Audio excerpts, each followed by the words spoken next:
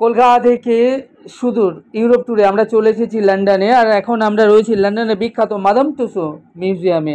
বিশ্বের বিখ্যাত সব ব্যক্তিদের যারা যে বিষয়ে শ্রেষ্ঠতা অর্জন করেছেন, কেউ খেলাধুলায়, কেউ রাজনীতিতে, কেউ ফিল্ম দুনিয়ায়, কেউ বা ডান্সে, কেউ বা সঙ্গীতে, সেই সকল বিশিষ্ট ব্যক্তিদের মধ্যে কেউ রাজা, কেউ রানী, কেউ খেলোয়াড়, কেউ পলিটিশিয়ান, কেউ নেতা, কেউ প্রধানমন্ত্রী, কেউ রাষ্ট্রপতি, এই সকল ব্যক্তিদের মোমের মূর্তি এইখানে যত্ন সহকারে রাখা রয়েছে। দিল্লি, নয়ডাতে এবং কন্যাকুমারীতে এই ধরনের অক্স মিউজিয়াম রয়েছে।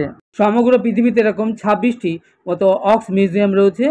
আমরা লন্ডনে অক্স মিউজিয়ামে এসে আমি এবং আমার মা এই বিশিষ্ট ব্যক্তিদের সঙ্গে, যেমন সচিন তেন্ডুলকর, মোহাম্মদ আলী, রানী এলিজাবেথ, শাহরুখ খান, সলমান খান এবং ভারতের প্রধানমন্ত্রী নরেন্দ্র দামোদর মোদী, এই ধরনের বিশিষ্ট ব্যক্তিদের পাশে দাঁড়িয়ে কিছু ছবি তুললাম।